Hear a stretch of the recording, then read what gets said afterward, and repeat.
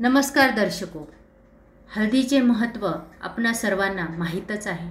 हळदीतील औषधी व पौष्टिक गुण सर्व भारतीयांना हजारो वर्षापासून परिचित आहेत। आज आपण ओल्या हळदीच्या लोणच्याची रेसिपी पाहणार आहोत। साहित्य: अर्धा किलो हळद घेतलेली आहे, अशा प्रकारे मोठी मोठी बघून घेतलेली आहे। ओली हळद म्हणतात त्याला।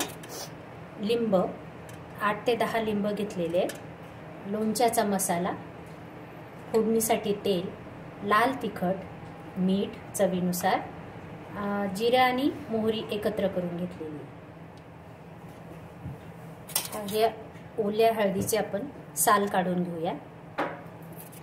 ओली हळद का खावी? ती शरीरासाठी खूप आवश्यक असते। ओल्या हळदीचं लोणचं जर आपण खाल्लं तर बिलकुल त्रास होत नाही। जसं कैरीचं लोणचं खाल्ल्यावर बऱ्याच जणांचा घसा दुखतो आंबट असल्यामुळे, पण हे ओल्या हळदीचं लोणचं खाल्ल्यावर त्रास होत नाही। ओली हळद ही औषधी गुणाची आहे। आणि सांधेदुखीला खूप कमी होतात। खूप प्रभावी औषध आहे ओली हळद म्हणजे। ओल्या हळदीच्या सेवनाने प्रतिकार शक्ती वाढते। अशा प्रकारे आपल्याला हे काढून घ्यायचे सगळ्याचं।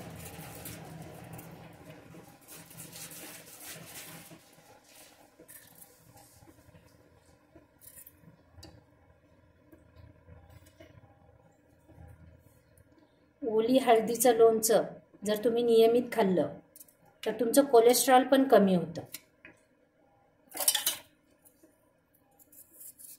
प्रकारे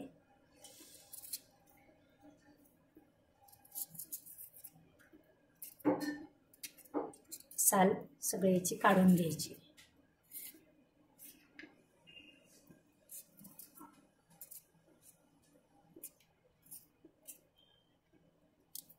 अशा प्रकारे सगळ्याची साल आपण काढून घेऊ।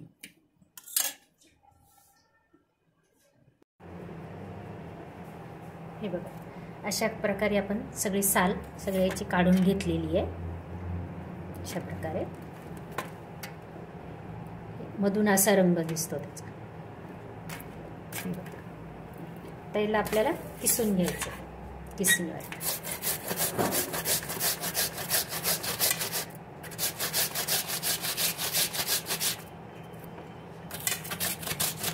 ओली हळद शरीरासाठी खूप चांगली मानली जाते।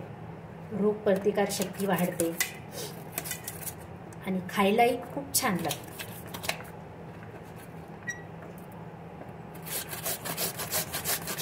अशा प्रकारे आपल्याला सगळं हळद किसून घ्यायची।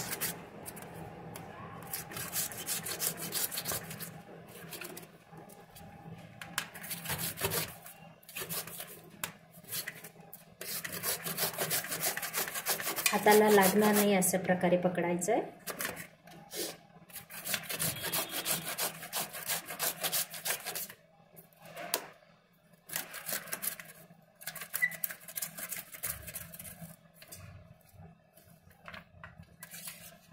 अशा प्रकारे थोडंसं जाडच किसायचंय।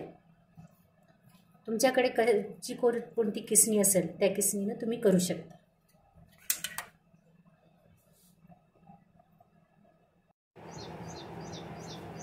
हे बघा, अशा प्रकारे मी किसून घेतलाय। हे आपण मोठ्या भांड्यात काढूया।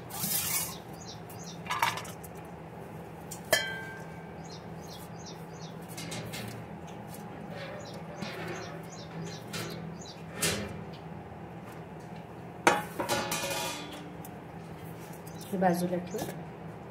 ही जी लिंब घेतले होते त्याचा आपल्याला आता रस काढायचा।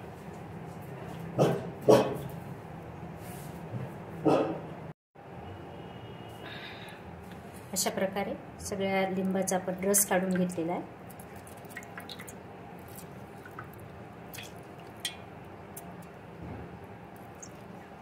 रस भरपूर घालायचा आहे। लिंबाचा रस ह्या लोणच्याला भरपूर घालायचा आहे।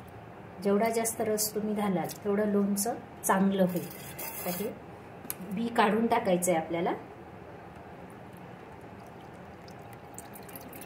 प्रकारे गाळून घेऊ.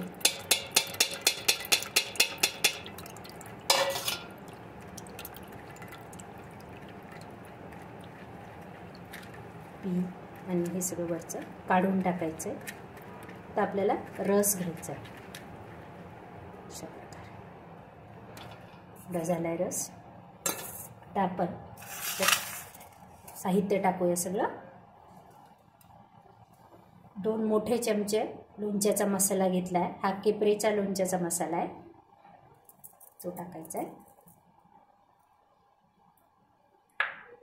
मीठ तुमच्या चवीनुसार.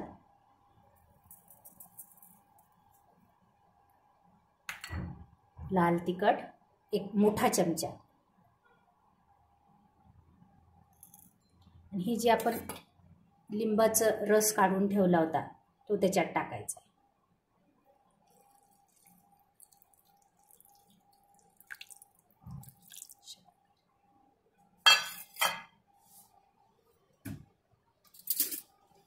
प्रकारे सगळं टाकून हलवून घ्यायचं आहे. ह्या लोणच्याला तेल टाकून ठेवायची गरज नाही. लिंबाच्या रसामुळं हे लोणचं खराब नाही होत. हे असंच बरणीत तुम्ही भरून ठेवायचं.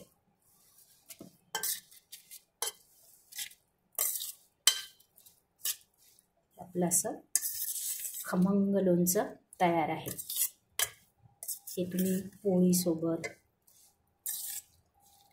भाकरीसोबत खाऊ शकता.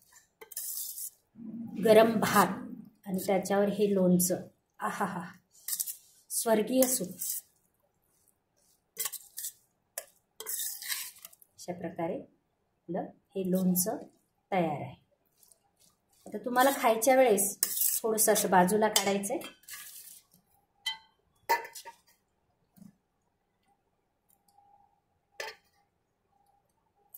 बाजूला काढून घ्यायचं आहे बरणीतून. याच्यासाठी आपण आता फोडणी करूया.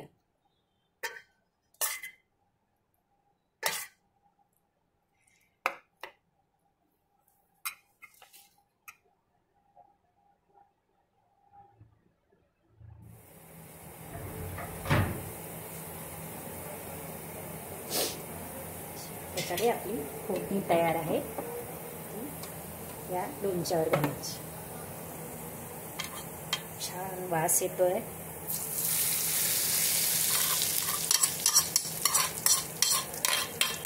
वा, मस्त.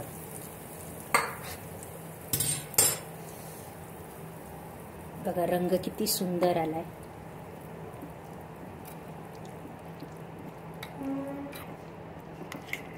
ताजं ताजं लोणचं आपलं तयार आहे.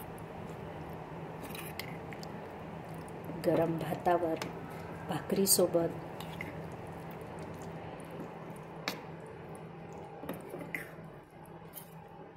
वा वा, मस्त रंग आलाय, खमंग वास येतोय. नक्की एकदा तुम्ही करून बघा आणि मला कमेंटमध्ये सांगा कसं वाटलं लोणचं तुम्हाला.